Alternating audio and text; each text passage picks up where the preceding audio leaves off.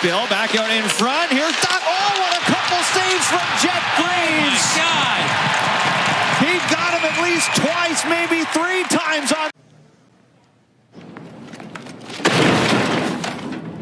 Last game, I said I was getting frustrated with defending you, and you go and you do this to me? I think it was Amsro that said, you know, you have to be patient with him.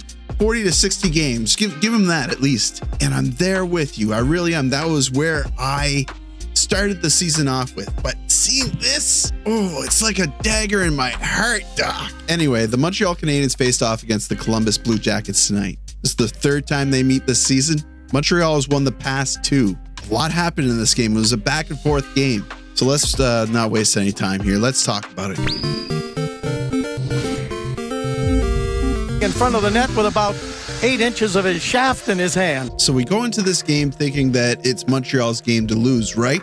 They've won the previous 2 games against Columbus. And although those games were blowouts, they won them kind of handedly because they looked stronger than Columbus. You have to remember, though, this is a home game, and there was another variable at play. Before the game, Patrik Laine made some comments. I think by now everybody knows that Laine is an emotional player. Laine made some comments about the losing culture in Columbus. And I wonder if he had another opportunity to talk about it, if he would have phrased it differently. He says to the Athletics' Aaron Portzline, they're a little too satisfied and too comfortable where they're at. It wasn't really a fit for me anymore, but here in Montreal, it doesn't matter if we're winning or losing. We're always trying our best. That's what I felt about it in Columbus. So after the first period, Mark Dennis from RDS is interviewing Mathieu Olivier from the Columbus Blue Jackets. Dennis says, it seems like your team has been targeting Patrik Laine tonight. Does it have anything to do with his comments earlier today, perhaps? Mathieu Olivier says, no comment.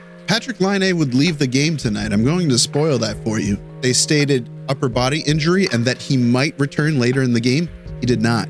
That's okay, but the tone of the game was weird. Although you felt like the Canadiens were trying to put in a good effort, maybe on behalf of Laine. Can I ask you to put in a good effort and like and subscribe this video? I want to try to hit 7,000 subscribers before the end of the month. Start the new year with 7,000 subscribers. Can you imagine that? Please comment in the comment section too. I love talking with you down there. But we're really getting ahead of ourselves here. I should start where we always start, which is the lineup. For our forwards tonight, we have Caulfield, Suzuki, Slavkovsky, Newhook, Doc, Laine, Anderson, Dvorak, Gallagher, Heineman, Evans, and Armia. On defense, we have Hudson and Matheson, Julien Carrier, Jack-Eye, and Savard. Finally, in net, once again, you know him, you're familiar with him, you can't remember the other guy's name, Samuel Montembeault. What's this mean for Caden Primo? Well, it means he hasn't played in a while. So if the puck drops, immediately it feels like a different game than what the Canadiens are used to. Columbus is playing hard, they're skating hard, they're hitting, they're getting more shots in. They're playing like they're mad, and it doesn't take long before they get lucky. A turnover by Montembeault to Voronkov.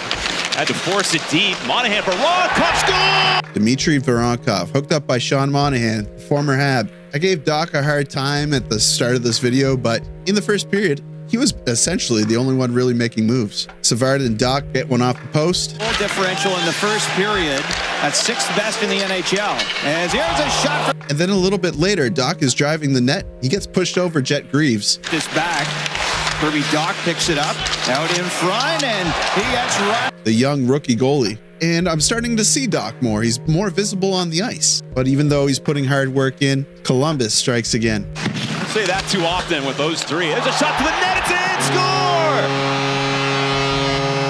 Kent Johnson on behalf of Werenski and Olivier. So it's 2-0 for Columbus. And that's how the period will end. Second period, Laine is no longer out there, but the tone of the game is completely different. Different energy altogether. Just 2 minutes in, we have a goalie goal. David Savard, the second best goalie on the team, puts home his first goal of the season. Around for Caulfield.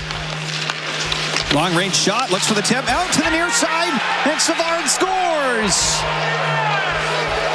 That's on behalf of Caulfield and Zooks. So after that, the energy is different. They're feeling all right. They're only within 1. But what happens when the Montreal Canadiens face off against a team with a former player, especially fresh former players? Looking over for Voronkov. Hard shot, they score!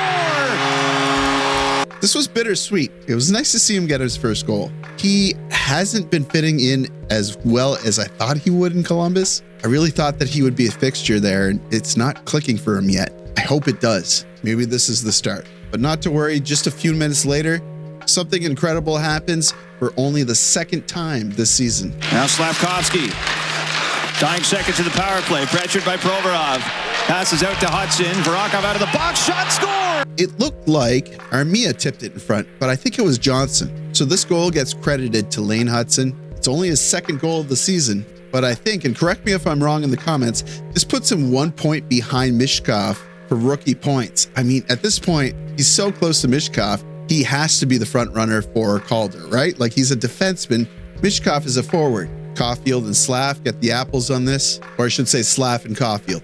Primary assist for Slav, secondary for Caulfield. Caulfield's really close to being a point per game player at this point. The Habs keep coming. They're getting opportunities and they're looking strong. And finally, passing ahead to center. Here goes Jake Evans, busting up the middle, scores! Jake Evans gets a little bit of a break and he doesn't miss. That's his 8th goal of the season, assisted by Heineman and Savard. That's Heineman's 6th assist. He must be climbing in points as well. Yeah, that again ties him back with Karagoche. He's in 6th place for points for rookies. Cole Caulfield then gets a very good opportunity on a bit of a break, but he gets cut off and his time runs out. Before the end of the second period, Gallagher takes a slashing penalty. Very weak, very soft slashing penalty, but it was right in front of the ref. Gallagher tells the ref, "Frig off." That's going to send him to the box for 4 minutes. The referee says, "My feelings are hurt. Only my wife's boyfriend is allowed to talk to me that way." I'm told after the game, they all hugged and everybody felt okay afterwards. But the Canadiens kill off that double minor and we go into the third period. In the third period, the one-man Armia scores an incredible goal assisted by Evans and Carrier. One by Montreal. Carrier to the boards. That's teamed up on, but got the puck off to Evans out in front. They score! I really liked what Carrier did here. Battled along on the boards, took on 2 defenders, opened up the ice. This was the highlight of the game for me, and that's saying a lot because Hudson got a goal. And at this point, if you're a Habs fan, you're really thinking they could probably hold on to this lead and just finish the game 4-3. That's not what happens. Caulfield takes a lousy hooking call on Marchenko. This leads to the tying goal because Voronkov will capitalize with his 2nd of the game. Passes off to Zach Werenski.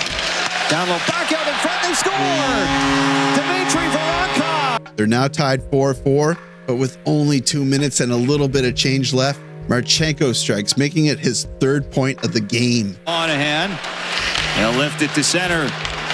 Now Kirill Marchenko scores! They pull Montembeault. They get some bad luck in the offensive zone. They have to try to battle back from a face-off in their offensive zone. Montembeault has to re-enter the net. They couldn't get anything going. That's going to end the game there. It's going to be 5-4 Columbus. A little bit of a heartbreaker, especially since they beat Columbus twice already.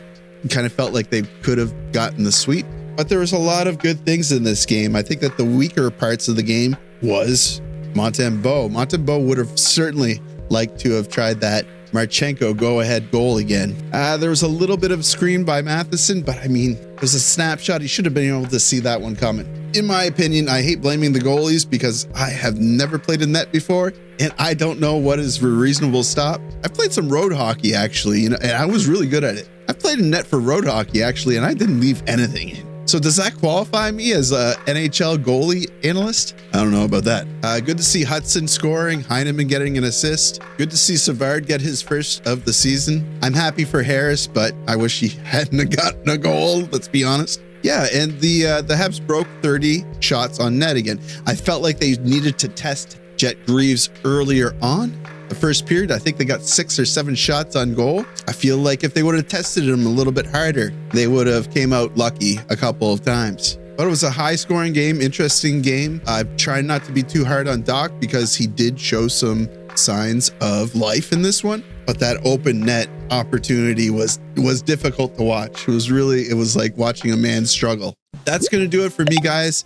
We are just a couple of days before Christmas. I hope you're all excited.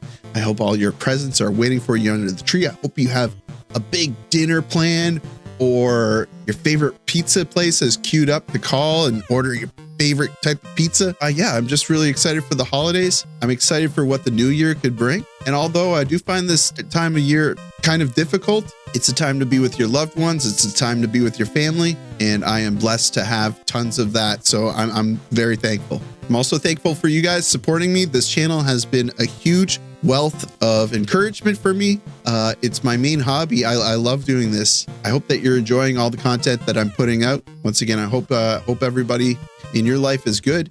Like the video, helps me out with search results. Subscribe if you're not already a subscriber. And as always, I'll see you down below in the comments.